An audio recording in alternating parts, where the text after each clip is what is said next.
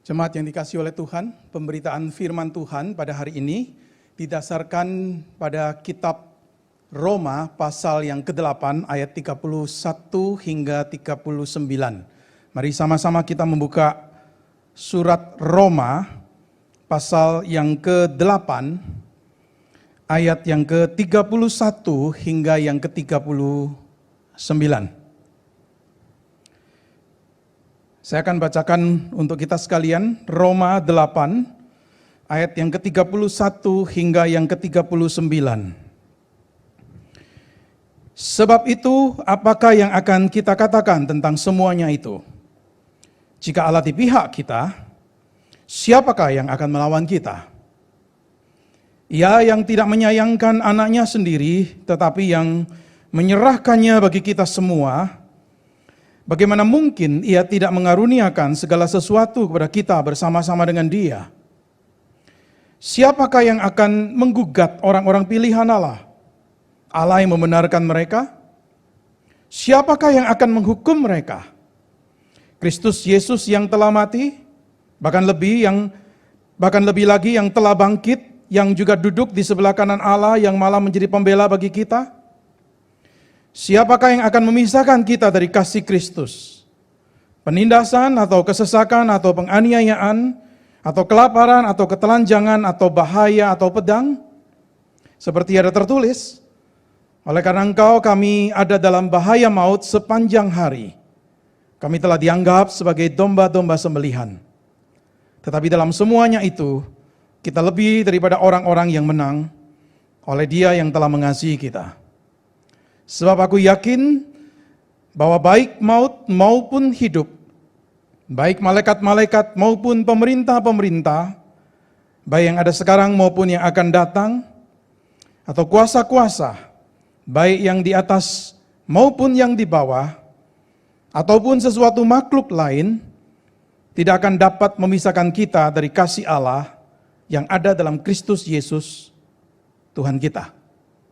Mari kita sama-sama masuk di dalam doa sebelum kita merenungkan firman-Nya. Tuhan, kami bersyukur pada hari ini kami boleh bersama-sama datang beribadah.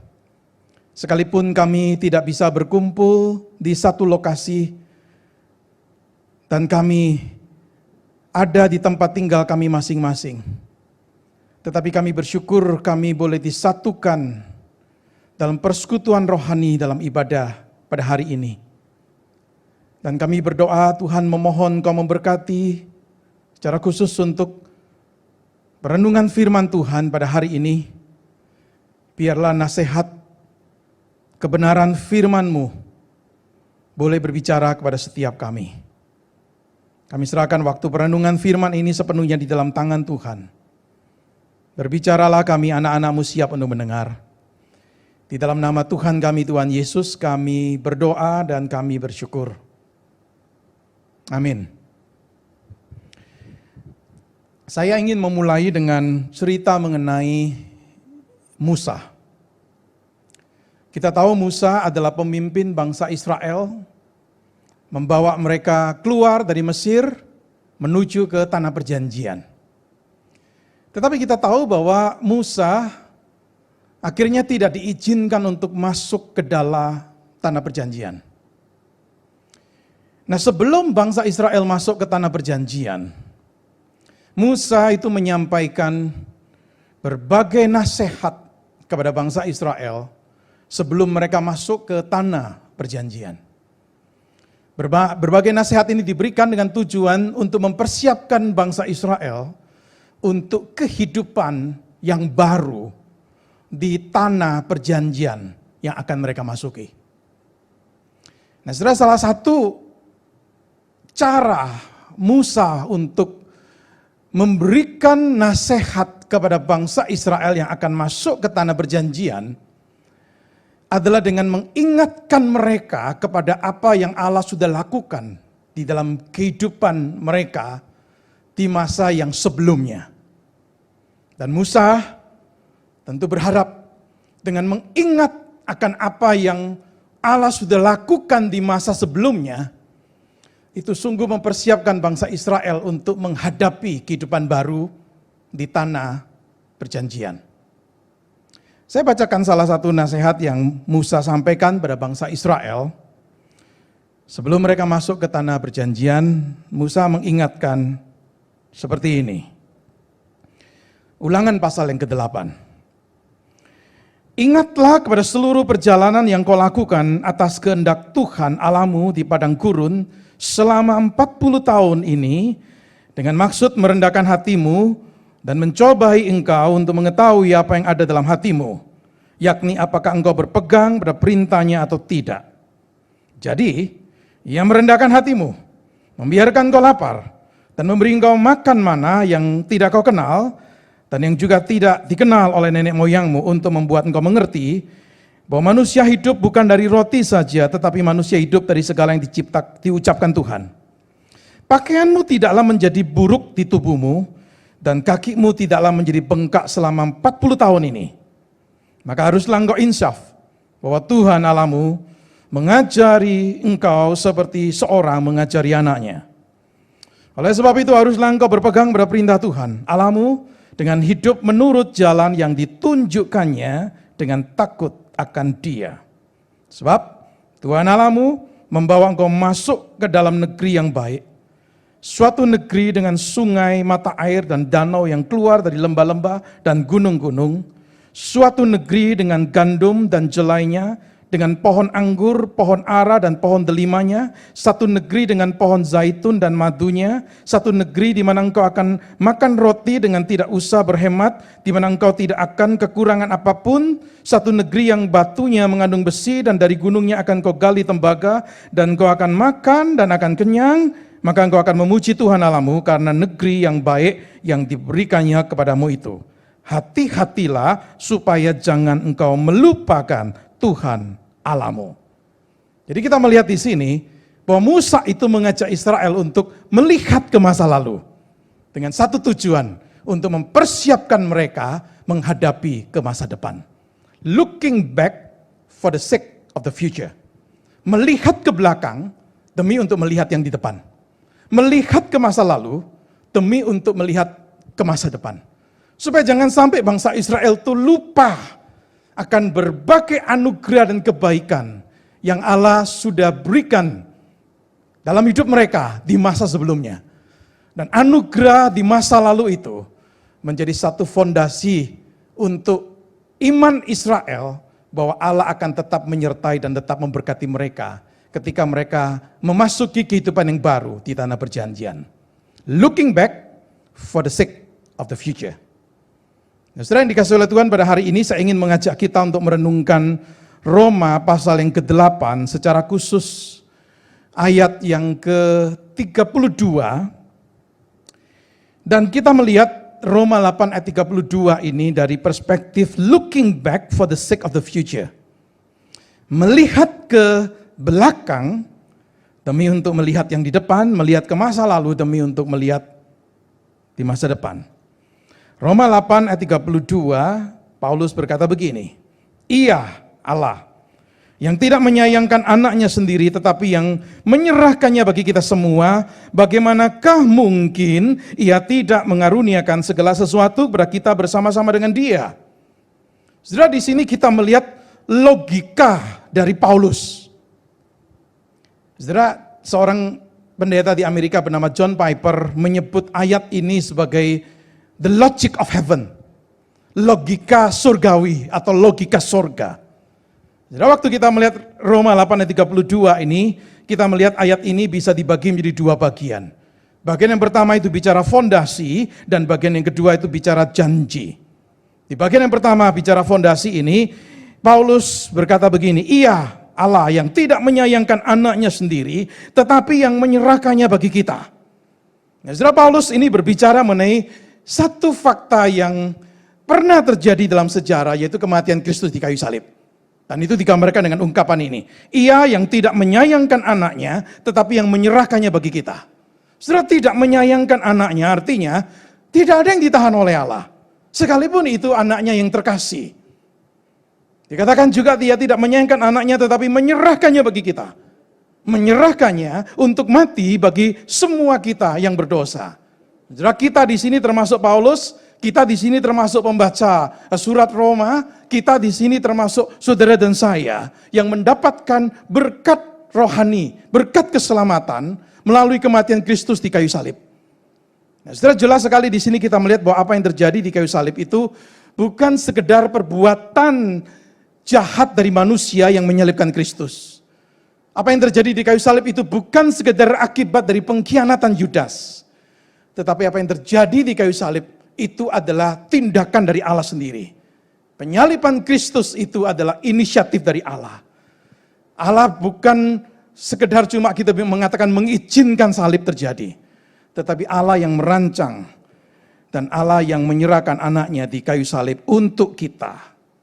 Saudara, segala sesuatu yang Tuhan tahu perlu untuk keselamatan umat manusia itu diberikan oleh Allah ini melalui pengorbanan Kristus di kayu salib. Dan jelas tindakan Allah ini adalah tindakan yang didasarkan pada kasih-Nya.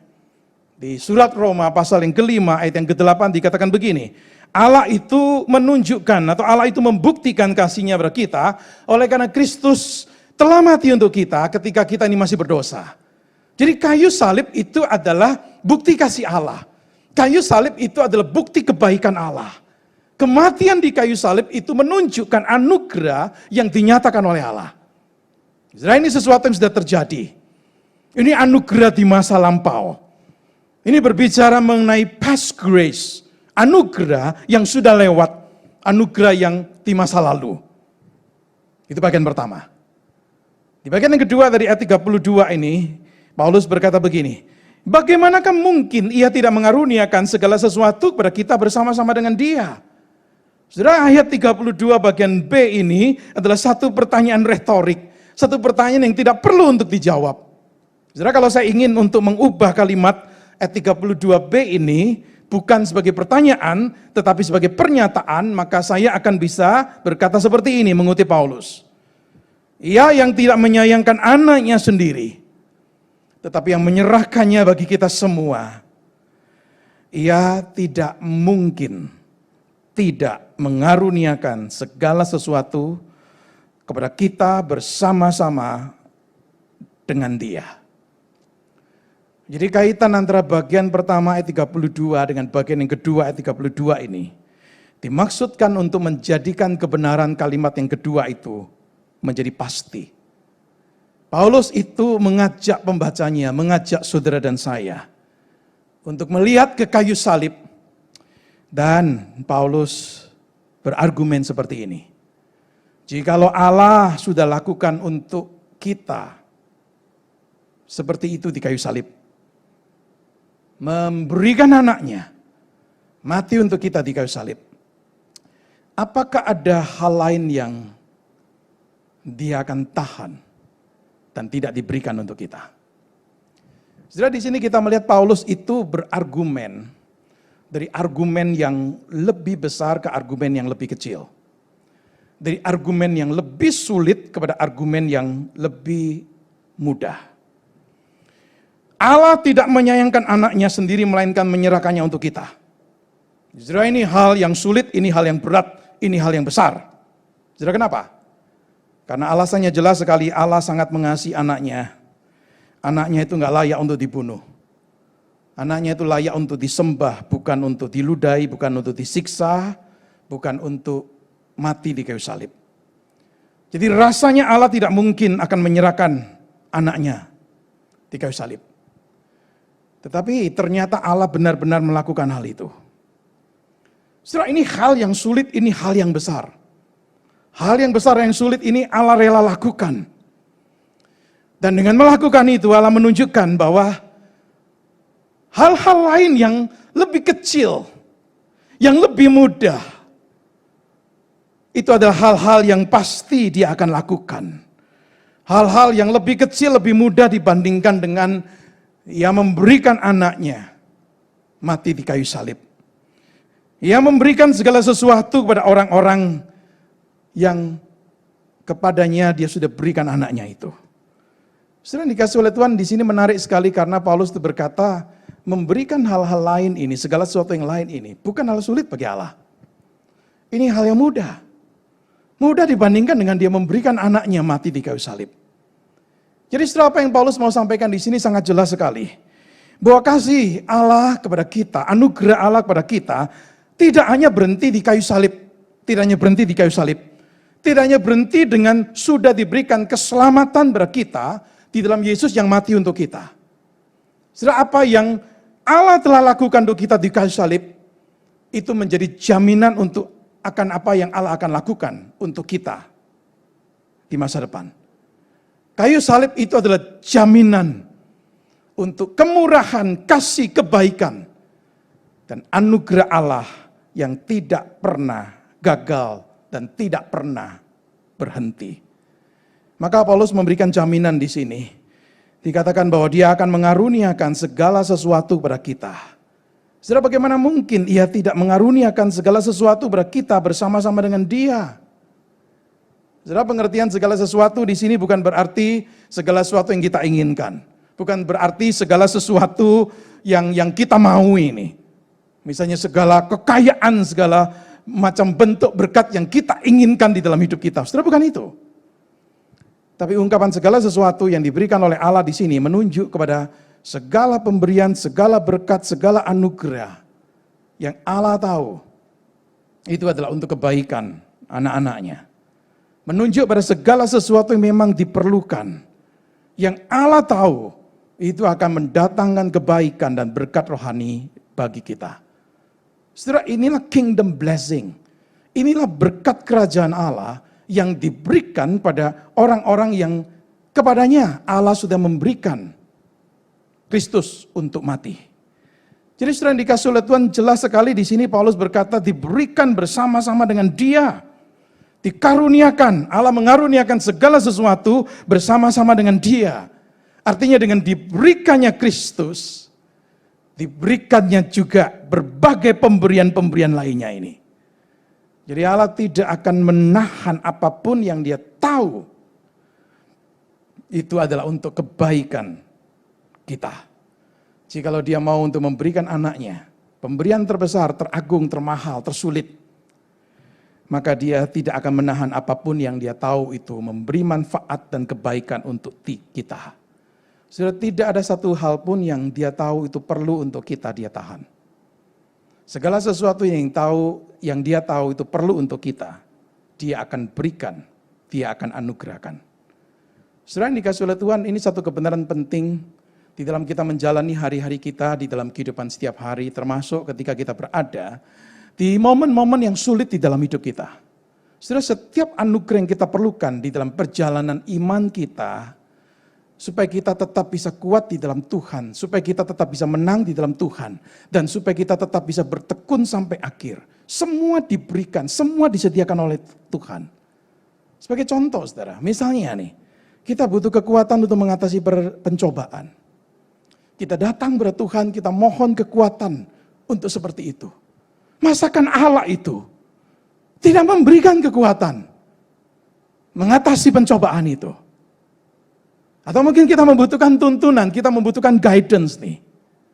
Dan kita minta kepada Tuhan untuk menunjukkan tuntunannya kepada kita.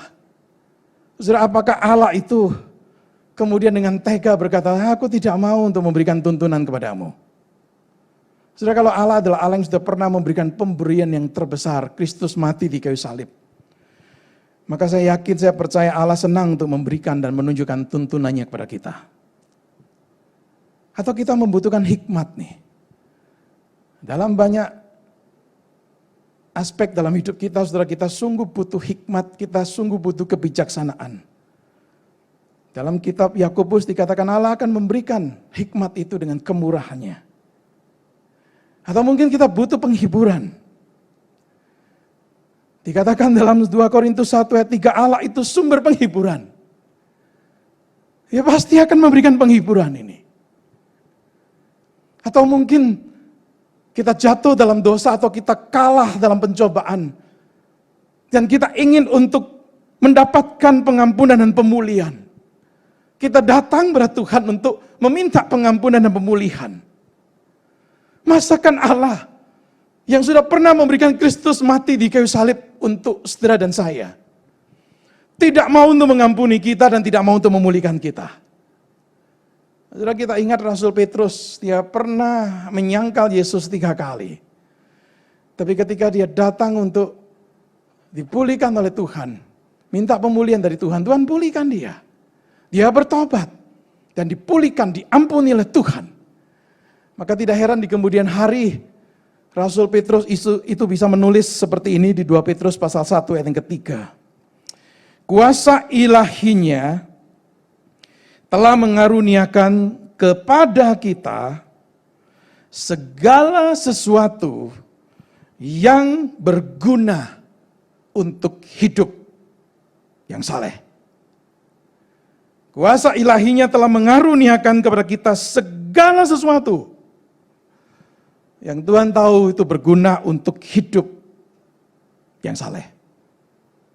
Saudara, inilah logika yang Paulus sampaikan di ayat yang ke-32 yang disebut oleh John Piper sebagai the logic of heaven. Ini logika surgawi, ini logika surga. Kalau berbicara mengenai anugerah Tuhan di masa depan, itu adalah anugerah yang didasarkan berapa yang Allah sudah lakukan di masa lalu. Yang disebutkan oleh Paulus di sini yaitu kematian Kristus di kayu salib. Jikalau dia lakukan itu, dia berikan anugerah di masa lalu, maka dia akan pasti memberikan anugerah di masa depan. Past grace, anugerah di masa lalu, menjadi fondasi, menjadi dasar untuk kita meyakini adanya future grace, anugerah di masa depan. Saudara, anugerah di masa depan didasarkan pada satu jaminan yang kuat sekali. Yaitu Allah adalah Allah yang sudah pernah memberikan anugerah terbesar, termahal, teragung, tersulit. Jikalau Allah sudah pernah memberikan seperti itu, hal yang seperti itu pada kita, maka tidak mungkin dia menahan segala sesuatu berkat yang lain yang dia tahu itu penting, diperlukan di dalam perjalanan hidup rohani kita supaya kita tetap kuat, supaya kita tetap menang, dan supaya kita bertekun, bertahan sampai akhir. Maka tidak heran Paulus itu di Roma pasal 8 ayat 31, satu ayat sebelum ayat 32 itu berkata begini. Sebab itu, apakah yang akan kita katakan tentang semuanya itu? Jika Allah di pihak kita, siapakah yang akan melawan kita? Saudara, Paulus sudah menulis panjang lebar mulai dari pasal 1 sampai ke pasal 8 ayat 30. Paulus sudah menulis berbagai macam berkat yang sudah diberikan oleh Allah kepada orang percaya. Dan Paulus berkata begini, sebab itu, apakah yang akan kita katakan tentang semuanya itu? Tentang semua yang sudah dia bicarakan, semua yang sudah dia tuliskan, semua yang sudah terjadi ini. Apa yang kita katakan? Paulus cuma menyimpulkan dengan satu ungkapan. Allah di pihak kita. God is for us. Ini keyakinan Paulus. Melihat semua berkat rohani yang Allah sudah berikan di dalam Yesus Kristus, Paulus simpulkan cuma dengan satu ungkapan. God is for us. Allah di pihak kita. Dan kemudian Paulus berkata, jikalau Allah di pihak kita, siapakah yang akan melawan kita? Saudara, bukan berarti tidak ada yang melawan kita. Bukan berarti tidak ada yang menjadi musuh kita. Banyak hal bisa melawan kita. Ada orang-orang yang bisa melawan kita. Setan pun juga melawan kita. Tapi ketika Paulus berkata, siapakah yang akan melawan kita? Saudara, yang dimaksud oleh Paulus itu bukan berarti tidak ada satupun orang atau satupun figur yang melawan kita. Banyak yang melawan kita.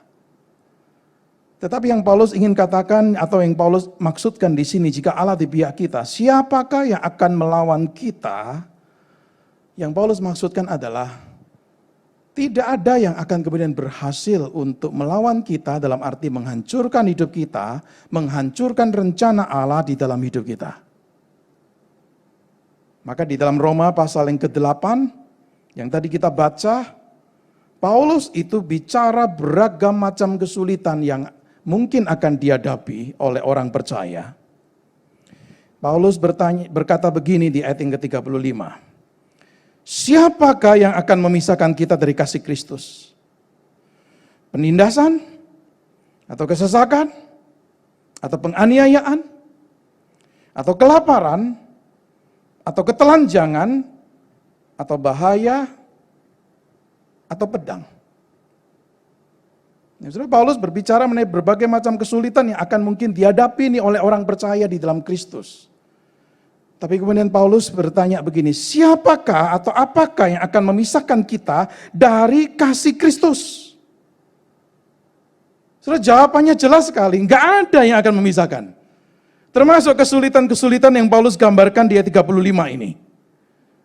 Maka Paulus kemudian bisa berkata di ayat yang ke-37, tetapi dalam semuanya itu kita lebih daripada orang-orang yang menang. Oleh Dia yang telah mengasihi kita. Melewati semuanya itu, beragam kesulitan yang Paulus tuliskan di ayat 35 itu, Paulus katakan apa? Kita ini lebih daripada orang-orang yang menang. Tapi bukan karena kekuatan kita, tetapi melalui Dia yang telah mengasihi kita. Jadi ketika Paulus bertanya pertanyaan di 35, siapakah atau apakah yang akan memisahkan kita dari kasih Kristus? Jawabannya jelas. Tidak satu pun dan tidak seorang pun. Kenapa? Karena ayat 31 Paulus memberikan jaminan. God is for us. Allah ada di pihak kita. Kita disertai oleh Dia. Kita diberkati oleh Dia, kita dipimpin oleh Dia, kita dikuatkan oleh Dia.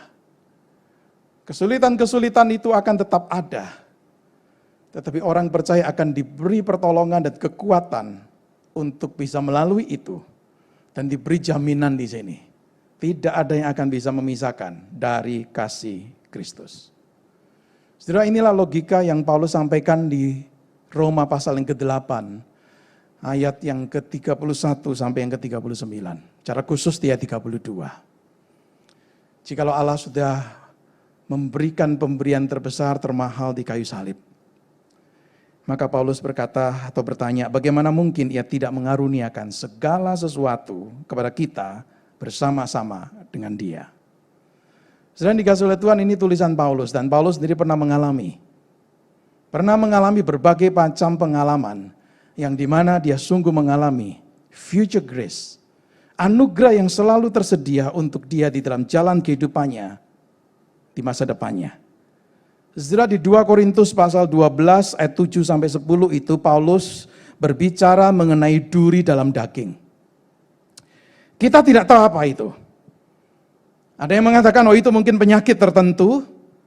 Ada yang mengatakan, oh itu mungkin kelemahan fisik tertentu. Atau mungkin sesuatu kelemahan-kelemahan lainnya. Saudara, kita nggak tahu nih apa. Kita tidak bisa berspekulasi. Apa itu duri dalam daging? Saudara, Paulus tahu, duri dalam daging ini diberikan dengan tujuan untuk melindungi kerohaniannya. Maka dikatakan oleh Paulus di 2 Korintus 12 ayat yang ke-7, dan supaya aku jangan meninggikan diri karena pernyataan-pernyataan luar biasa itu, maka aku diberi satu duri di dalam daging, yaitu seorang utusan iblis untuk menggocok aku supaya aku jangan meninggikan diri. Saudara, Paulus bisa yakin bahwa duri dalam daging itu adalah sesuatu yang diberikan dengan satu tujuan supaya dia jangan meninggikan diri. Tapi saudara jangan lupa, sekalipun Paulus tahu ini sesuatu yang baik, ini sesuatu yang bermanfaat, tetapi dia tetap merasa tidak nyaman. Tidak nyaman dengan hidup dengan duri dalam daging itu. Apapun itu. Setelah itu sesuatu yang akan menghalangi dia di dalam banyak aspek kehidupannya termasuk dalam pelayanannya. Maka di dalam 2 Korintus 12 ini Paulus minta berdoa 3 kali, minta bertuhan untuk supaya duri dalam daging itu diangkat. Jadi kalau dia minta sampai 3 kali itu berarti ini satu pergumulan yang berat nih. Paulus nggak menikmati duri ini. Sekalipun mungkin dia tahu, oh ini untuk kebaikan ya, tetapi tetap itu bukan sesuatu yang dia bisa nikmati hidup dengan duri dalam daging itu. Maka dia minta Tuhan cabut Tuhan. Saudara, Allah tidak mencabut duri dalam daging itu. Saudara, ada kalanya saya berpikir begini, kok Allah itu tidak berbelas kasihan pada Paulus. Paulus sudah melayani dengan giat, Paulus juga sudah menderita banyak. Dia mengalami begitu banyak penderitaan di dalam pelayanannya. Kenapa sih sekarang dia cuma minta untuk dicabut duri dalam daging itu, Allah tidak lakukan? Saudara, kita tidak tahu kenapa, tapi yang jelas duri dalam daging itu tetap dibiarkan dan tidak dicabut karena itu untuk kebaikan Paulus. Saudara, yang dikasih oleh Tuhan, Tuhan menjawab begini kepada Paulus yang meminta untuk duri dalam daging ini dicabut. Tuhan menjawab apa? Cukuplah kasih karuniaku bagimu. Sebab justru dalam kelemahanlah kuasaku itu menjadi sempurna. Allah tidak menjawab permintaan Paulus dengan melepaskan duri dalam daging, tapi Allah berkata apa? My grace is sufficient for you. Anugerahku, kasih karuniaku cukup bagimu. Dan anugerah ini dinyatakan oleh Allah di dalam bentuk apa? Di dalam bentuk kuasa atau kekuatan di tengah kelemahan Paulus. Cukuplah kasih karuniaku bagimu sebab justru dalam kelemahanlah kuasaku menjadi sempurna. Jadi anugerah yang dimaksud di sini adalah pertolongan yang diberikan oleh Allah sendiri kepada Paulus di tengah-tengah kesulitan dan kelemahan yang dia alami. Maka bisa dikatakan justru dalam kelemahanlah kuasaku itu menjadi sempurna. Menarik sekali Paulus. Tuhan itu menjawab Paulus dengan berkata, my grace is sufficient for you. Cukup bagimu. Artinya apa? Allah memberikan kepada Paulus apa yang memang dia perlukan. Yang memang dia butuhkan. Ada kalanya bisa lebih, tetapi yang jelas itu cukup. Artinya tidak akan kurang. Penyediaan yang Allah berikan itu cukup. Bisa lebih, bisa. Tapi tidak pernah berkurang.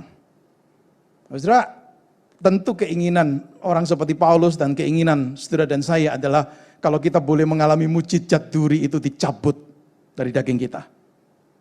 Tapi Paulus di sini belajar untuk puas dengan kasih karunia anugerah Allah yang tetap mengizinkan, membiarkan duri dalam daging itu tidak dicabut. God's grace is sufficient. Cukup. Cukup untuk apa? Untuk apa yang kita butuhkan di dalam menjalani kehidupan rohani ini. Yang termasuk di dalamnya adalah berbagai kesulitan dan tantangan yang kita hadapi. Maka Paulus ketika mengerti akan jawaban dari Tuhan ini, mengerti akan kecukupan anugerah itu, mengerti adanya anugerah di masa depan dalam hidupnya yang selalu tersedia, maka Paulus berkata di 2 Korintus pasal 12 ayat 9 dan ayat 10 dia berkata begini, sebab itu terlebih suka aku bermegah atas kelemahanku, supaya kuasa Kristus turun menaungi aku. Karena itu aku senang dan rela di dalam kelemahan, di dalam siksaan, di dalam kesukaran, di dalam penganiayaan dan kesesakan oleh karena Kristus. Sebab jika aku lemah, maka aku kuat. Jadi Paulus itu mengalami sungguh-sungguh ungkapan kasih Allah, anugerah Allah, kuasa Allah di tengah-tengah kelemahan dan kesulitan yang dia hadapi. Mengajarkan kepada saudara dan saya satu kebenaran penting sebagai orang percaya. Kita harus belajar bahwa yang namanya kelemahan manusia dan anugerah Allah itu bisa berjalan bersama-sama. Bisa berjalan bersama-sama. Human weakness and God's grace go hand in hand together. Jadi kalau kita mengerti akan hal ini, itu akan membawa kepada kita atau memberikan kepada kita satu kekuatan dan penghiburan. Di tengah kesulitan, di tengah tantangan, di tengah kelemahan. Allah yang sudah pernah menyatakan anugerah demi anugerah di masa lalu adalah Allah yang selalu menyediakan anugerah untuk perjalanan hidup kita di masa depan kita. Saya setuju ada orang pernah berkata satu kalimat seperti ini. Tidak ada orang akan menjadi Kristen tanpa anugerah di masa lalu. Tidak ada orang akan menjadi orang percaya tanpa past grace, tanpa anugerah di masa lalu. Dan tidak ada orang akan tetap bisa bertahan menjadi orang Kristen atau menjadi orang percaya momen demi momen tanpa anugerah di masa depan. Kiranya ini menjadi satu perenungan untuk kita di tengah-tengah kondisi yang tidak mudah saat-saat seperti ini. Penghiburan kita adalah penghiburan di dalam Tuhan yang selalu menyediakan anugerah yang tidak pernah habis-habisnya. Menyediakan anugerah dalam berbagai macam bentuk yang Paulus katakan di sini dengan ungkapan segala sesuatu, all things. Segala sesuatu yang Allah tahu. Ini penting, ini perlu, ini bermanfaat, ini untuk kebaikan. Dia sediakan. Bersyukur untuk future grace dari Allah. Mari kita berdoa. Bapa dalam surga, kami bersyukur untuk apa yang kami boleh renungkan melalui tulisan Rasul Paulus di Roma pasal yang ke-8, ayat 31 sampai 39 dan secara khusus ayat 32. Di mana Paulus mengajak kami semua untuk berpikir dengan logika surgawi. Engkau Allah adalah Allah yang tidak menyayangkan anak-Mu dan memberikan anak-Mu Yesus Kristus untuk mati di kayu salib. Engkau sudah melakukan dan menunjukkan anugerah yang besar, bahkan terbesar, termahal, tersulit. Maka bagaimana mungkin Engkau tidak mengaruniakan segala sesuatu bersama-sama dengan Kristus untuk kami, orang-orang yang sudah mengalami anugerah di masa lalu. Tuhan, kami bersyukur untuk tersedianya anugerah yang selalu Kau sediakan di dalam perjalanan hidup kami. Keyakinan kami akan tersedianya future grace didasarkan pada keyakinan kami adanya past grace, anugerah di masa lalu yang sudah Tuhan tunjukkan dan berikan untuk kami. Terima kasih Tuhan, karena dengan keyakinan adanya future grace ini, maka kami bisa memiliki kekuatan, jaminan, pertolongan di dalam kami menapaki hari demi hari di dalam perjalanan hidup kami. Hari demi hari ketika kami menghadapi masa depan. Hari demi hari. Bahkan ketika kami berada di dalam masa-masa yang sulit. Anugerah-Mu, kebaikan-Mu tidak pernah berhenti. Kayu salib membuktikan dan menjamin kebaikan dan anugerah yang tidak pernah berhenti itu. Biar Tuhan Kau tanamkan kebenaran ini dengan kuat di dalam diri kami, dalam hati dan pikiran kami. Dan dengan keyakinan iman seperti itu, kami dikuatkan oleh Tuhan di dalam kami menapaki perjalanan kehidupan kami. Berkati firman-Mu untuk boleh menjadi pedoman bagi semua kami. Di dalam nama Tuhan kami, Tuhan Yesus, kami berdoa dan kami bersyukur. Amin.